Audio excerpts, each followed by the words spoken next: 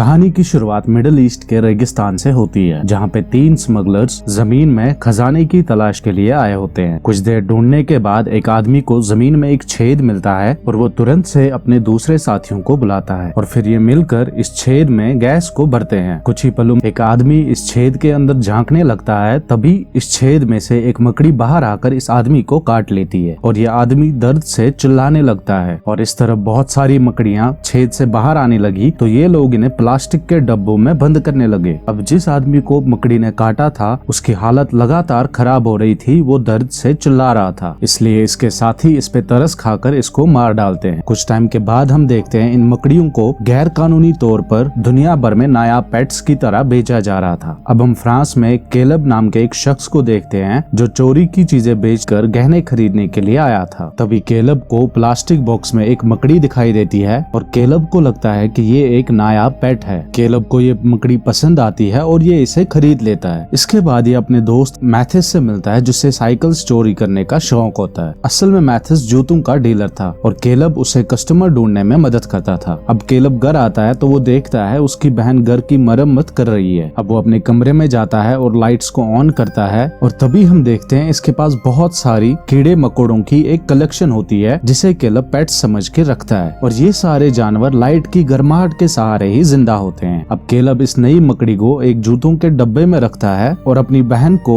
Lights बंद करने के लिए दोबारा से डांटता है क्योंकि इससे उसके पेट्स की मौत हो सकती थी। और इस पर उसकी बहन चिल्लाने लगती है क्योंकि बिजली का बिल बहुत ज्यादा आ रहा था। वहीं दूसरी तरफ से केलब के कमरे में वो मकड़ी अपने डब्बे से छेद करके बाहर आती है। कुछ घंटों बाद जब केलब घर लौटता है तो वो दोबारा से इन लाइट्स को ऑन करता है। जैसे वो बक्सा खोलता है तो उसमें मकड़ी नहीं होती, तो केलब पागलों की तरह इसे पूरे कमरे में ढूंढने लगता है। लेकिन अब उसे एक मकड़ी का अंडा मिलता है जिसे ये एक बॉक्स में छुपा लेता है और फिर सोफे पे सोने के लिए चला जाता है। अगली सुबह मैमन केलब को उठाती है तो इनके घर पे एक दोस्त इनके बाथरूम की मरम्मत के लिए आया होता है। अब केलब बिना नहाए ही अपने नए स्नीकर्स लेकर टॉम के पास पहुंचता है। तभी इन्हें गाइल्स नाम का एक आदमी देख लेता है। उसे लगता है कि स्नीकर्स की आड़ में ये लोग ड्रग्स की डीलिंग करते हैं और वो केलब से कहता है कि मैंने तुम पर नजर रखी हुई है। अब इसके बाद टॉम एक कमरे में जाकर इन नए स्नीकर्स को पहनता है और तभी सीढ़ी चढ़ते हुए उसके पैर पे कोई काट लेता है। वो अपने पैर बाहर निकालता है और स्नीकर्स में झांकने लगता है। तभी एक मकड़ी बाहर आकर इसकी बाजू पे रेंगने लगती है। टॉम घबरा कर इसे जमीन पे फेंक देता है और स्नीकर से हमला करके उसे मार देता है। इसके बाद जब वो दोबारा से इस जूते में देखता है तो इसमें सैकड़ों छोटी छोटी मकड़ियां होती है जो बाहर आकर केलब के पूरे जिस्म पे रेंगने लगती है, जिससे वो घबराता है और दूसरी तरफ उसका कुत्ता जमीन पर पड़ी हुई मकड़ी को खा लेता है। अब केलब अपने घर वापस आता है तो वो अपने कमरे में अपने दोस्तों को उसके पेट्स के साथ खेलते हुए देख लेता है। असल में ये लोग नहीं जानते थे कि केलब गैर कानूनी चीजें खरीदता है। तभी केलब को टॉम के फोन आने लगते हैं लेकिन वो उन्हें इग्नोर कर देता है। आखिरकार सबके जाने के बाद वो अपने कमरे से बाहर निकलता है और दरवाजे की नीचे वाली जगह पे टॉवल फंसा देता है ताकि कोई मकड़ी या कीड़ा बाहर ना आ जाए। इसके बाद वो टॉम को फोन करता है लेकिन वो फोन नहीं उठाता क्योंकि टॉम भयंकर दर्द से जूझ रहा होता है। उसकी स्किन पर अजीबोगरीब निशान हो गए थे और उसकी आंखों से येलो कलर का पानी निकल रहा था। जैसे ही वो खड़े होकर फोन उठाने की कोशिश करता है तो अचानक से फिसल कर वो गिर जाता है और वहाँ रखे सारे कांच के बर्तन उस पे गिर जाते हैं। हर जगह कांच चुभने की वजह से उसका खून भी बह रहा होता है। कुछ देर बाद हम देखते हैं कि टॉम का कुत्ता काफी देर से भौंक रहा होता है, जिस वजह से उसके पड़ोसियों को काफी परेशानी होती है। ये लोग टॉम को फोन करते हैं और उसके दरवाजे को भी खटखटाते हैं पर टॉम कोई भी जवाब नहीं देता। आखिरकार जाइल्स दरवाजा तोड़ देता है और अंदर का मंजर देखकर इन सभी के होश उड़ जाते हैं। जल्दी पुलिस को बुलाया गया लेकिन उन्हें भी समझ नहीं आता कि टॉम की मौत हुई कैसे। पड़ोसी पुलिस वालों को मास्क पहने हुए देख लेते हैं तो ये लोग और भी घबरा जाते हैं। इन सभी लोगों में बहस छिड़ जाती है कि आखिर टॉम मरा कैसे। सब लोग अपनी अपनी राय देते हैं और कुछ ये भी कहते हैं कि नशा करके मर गया होगा, मगर आखिरकार पुलिस उन्हें जैसे तैसे शांत करके अपने कमरों में वापस भेज देती है और सबकी सुरक्षा के लिए पुलिस सब लोगों को बिल्डिंग से बाहर निकलने के लिए मना कर देती है। पुलिस इनसे कहती है अगर किसी को भी कोई भी तकलीफ हो तो डॉक्टर यहीं पे आएंगे लेकिन इस बिल्डिंग से बाहर नहीं निकलना। निकलना। सब लोग अपनी आंखों के सामने टॉम की लाश को जाते हुए देख लेते हैं और फिर सब लोग अपने अपने घर जाते हैं। इसके बाद केलब और उसके दोस्त टॉम के डॉग को अपने साथ अपने घर ले आते हैं और ये लोग सोचने लगे कि आखिर टॉम के साथ हुआ क्या। मैनन कहती है कहीं सच में टॉम ने जूतों में ड्रग्स छुपाकर तो नहीं बेचे, और ये सुनकर केलब को काफी गुस्सा आता है। वहीं दूसरी तरफ हम जाओ को देखते हैं जो सप्लाई रूम में अपना सामान रखने के लिए जाती है। तभी उसकी नजर छत पर पड़ती है जो मकड़ी के जालों से भर चुकी होती है। वो अपने मुंह पर कपड़ा बांधती है और पूरे रूम में इंसेक्ट रिपेलेंट छिड़कने लगती है, लेकिन वो ये नहीं देखती कि कई मकड़ियां जाली से होते हुए पहले ही बाहर निकल चुकी है। कुछ ही समय में ये मकड़ियां केलब के बाथरूम से बाहर निकलती है जहाँ पे जॉडी की गर्लफ्रेंड लीला हाथ धो रही होती है। अचानक उसकी नजर जमीन पे पड़े हुए जाली के ढक्कन पे पड़ती है। वो ढक्कन उठाकर उस स्टूल पे चढ़ के इस ढक्कन को वापस लगाने लगती है, लेकिन तभी इसका पैर फिसलता है और ये बाथरूम में गिर पड़ती है। अब वो किसी तरह से खड़ी होती है और उसकी नजर एक तौलिया पे पड़ती है जो कि हिल रहा था। वो तौलिए को हिलाकर देखती है लेकिन वहाँ पे कुछ नहीं होता। तभी अचानक से एक मकड़ी कूद कर लीला पे चढ़ती है और लीला घबरा कर शावर में छुप जाती है। वो मदद के लिए बुलाने लगी तो जॉडी उसकी हेल्प करने के लिए आया, लेकिन वो जानवरों को मारना नहीं चाहता, इसलिए वो एक गिलास की मदद से इस मकड़ी को पकड़ लेता है। लेकिन तभी मकड़ी कूद कर सिंक के नीचे छुप जाती है और जल्द ही उसके बाकी दोस्त भी बाथरूम में आने लगते हैं। सभी लोग इसे अलग अलग चीजें करने के लिए कहते हैं, लेकिन जॉडी का दिमाग घूम जाता है और वो पोछा लेकर सिंक के नीचे जोर से मारने लगता है ताकि किसी तरह से मकड़ी मर जाए। लेकिन तभी मकड़ी पोछे पे चढ़कर शावर पे कूद जाती है। जॉडी इस पे एक तौलिया फेंक कर उसे नीचे गिरा देता है। अब वो उसे मारने के लिए जूते से कुचलता है। कुछ ही पलों में वो टॉवल उठाता है तो सबके होश उड़ जाते हैं क्योंकि वहाँ से बहुत सारी छोटी छोटी मकड़ियां भाग निकलती है और इसी दौरान शावर के सिंक से छोटी छोटी मकड़ियां बाहर निकलती हैं और लीला डर के मारे चिल्लाने लगती। जॉडी तुरंत से इसे वॉशरूम से बाहर निकालता है और फिर सब लोग इस बाथरूम से बाहर निकलते हैं और इस बाथरूम को टेप से सील कर देते हैं। इसके बाद वो केलब से पूरा सच बताने के लिए कहते हैं। आखिरकार केलब इन्हें सच बताता है कि उसने एक गैर कानूनी मकड़ी खरीदी थी, लेकिन मैंने जो मकड़ी खरीदी थी वो इससे बहुत छोटी थी। मैथिस कहता है कि उसके बच्चे यहाँ के वातावरण में ढलकर तेजी से बड़े हो रहे हैं। अब केलब मकड़ी के अंडे वाला डब्बा उठाता है। जैसे ही जॉडी इसे खोलता है तो उसमें भी बहुत सारी मकड़ियां होती हैं। अब मैथिस तुरंत से इस डब्बे को भी सील कर देता है। दूसरी तरफ से जाओ जो कि अभी भी बिल्डिंग की सफाई कर रही होती है, उसे यहाँ पे एक मरा हुआ स्पाइडर मिलता है। और इसी समय पुलिस वापस आकर इन सभी लोगों को क्वारंटाइन में रहने के लिए कहती है और फिर बिल्डिंग के बाहर का दरवाजा भी सील कर देते हैं। इधर जाओ और भी आगे बढ़ती है तो उसे कॉरिडोर में बहुत सारी मकड़ियों के जाले मिलते हैं जिनमें पक्षी तक फंसे हुए होते हैं। वो सीढ़ी लगाकर छत तक पहुंचती है और इस पैनल का ढक्कन खोलती है। जैसे ही वो अंदर देखती है तो यहाँ पे मकड़ियों के घोंसले भरे हुए थे। जाओ अपना मुंह ढककर एक बार फिर से स्प्रे का इस्तेमाल करती है। अब वो एक फ्लैश लाइट की मदद से फिर से अंदर देखती है, लेकिन तभी एक मकड़ी उसके चेहरे पर कूदती है और वो घबरा कर सीढ़ियों से नीचे गिरती है। इधर घर में लीला, मैंडी और जॉर्डन पुलिस के ऑर्डर ना मानते हुए इस बिल्डिंग को छोड़ने का फैसला करते हैं, लेकिन मैथिस यहीं पे रुकने का फैसला करता है क्योंकि पुलिस पहले चोरी के इल्जामों में मैथिस को ढूंढ रही होती है। साथ ही केलब भी रुकने का फैसला करता है क्योंकि वो अपने पड़ोसियों की मदद करना चाहता था, लेकिन उसके दोस्त उसे बार बार यहाँ से निकलने के लिए कहते हैं तो वो राजी हो जाता है और वो बाकी पड़ोसियों से भी कहता है कि वो यहाँ से बाहर निकल सकते हैं। इसके बाद हम दूसरे अपार्टमेंट में देखते हैं जहाँ पर एक आदमी म्यूजिक सुनते हुए एक्सरसाइज कर रहा होता है। जैसे ही वो शीशे में देखता है तो उसके पीछे एक मकड़ी दिखाई देती है, लेकिन जैसे ही वो पीछे मुड़ता है तो वहाँ पे मकड़ी नहीं होती है। ये अपने कमरे में कुछ देर तक छानबीन करता है तो उसे एक दीवार पर ये मकड़ी मिलती है। उसने मकड़ी पर जोरदार वार किया, लेकिन इससे दीवार में एक छेद हो गया। जैसे वो छेद में देखता है तो वहाँ पे बहुत सारे मकड़ियों के जाले दिखाई देते हैं और अचानक से ये सारी मकड़ियां इस पे हमला कर देती है। वो चिल्लाते हुए मदद के लिए पुकारता है, लेकिन उसके पिता दूसरे कमरे में सो रहे होते हैं और उसे इसकी चीखें सुनाई नहीं देती। इसी दौरान हम देखते हैं मैथिस और केलब पड़ोसियों के घर में जाकर उन्हें यहाँ से निकलने की सलाह दे रहे थे, लेकिन सबके सब इतने डरे हुए थे कि वो इस बिल्डिंग से बाहर नहीं निकलना चाहते थे। इसके बाद वो उस एक्सरसाइज कर रहे आदमी को दरवाजा भी खटखटाते हैं, लेकिन गानों की आवाज तेज होने की वजह से इन्हें इसकी चीखें सुनाई नहीं देती। इसके बाद केलब तुरंत से क्लॉडिया को देखने जाती है, लेकिन वो दरवाजा नहीं खोलती। उसे अंदर से टीवी चलने की आवाजें आ रही थी तो वो दरवाजा तोड़ देता है और देखता है कि वो सोफे पे सो रही, लेकिन जैसे ही उसने पास जाकर इसे देखने लगा तो उसकी लाश से सैकड़ों मकड़ियां बाहर आने लगी और इसे देखकर केलब और मैथिस घबरा कर यहाँ से भागने लगते हैं। और तभी इनके सामने एक बूढ़ा आदमी आता है जो इनसे मदद मांगता है। मैथिस उसकी मदद के लिए आगे बढ़ता है, लेकिन केलब इसे रोक लेता देता है क्योंकि इस आदमी को मकड़ी ने काटा हुआ था। अब ये लोग इस आदमी को वापस अपने घर में जाने के लिए कहते हैं और तुरंत से यहाँ से निकलते हैं। वहीं दूसरी ओर लीला बार बार टीवी पर चैनल्स बदल रही थी पर उसे कहीं भी अपनी बिल्डिंग की खबर नहीं दिखाई देती। तब जॉडी इंटरनेट पे सर्च करके पता लगाता है कि ये स्कैरिडे प्रजाति की मकड़ियां हैं जो अपने दुश्मनों से लड़ने के लिए अपने शरीर का आकार 10 गुना तक बड़ा कर लेती है। इधर मैनन सोशल मीडिया चेक करती है लेकिन सरकार की तरफ से वहाँ भी कोई चेतावनी नहीं थी, बल्कि सिर्फ बिल्डिंग के लोग ही क्वारंटाइन से तंग आकर एक दूसरे के साथ ट्वीट कर रहे थे। तभी अचानक से इन्हें किचन से कांच टूटने की आवाज सुनाई देती है। फिर जॉडी देखता है कि दरवाजे के पीछे से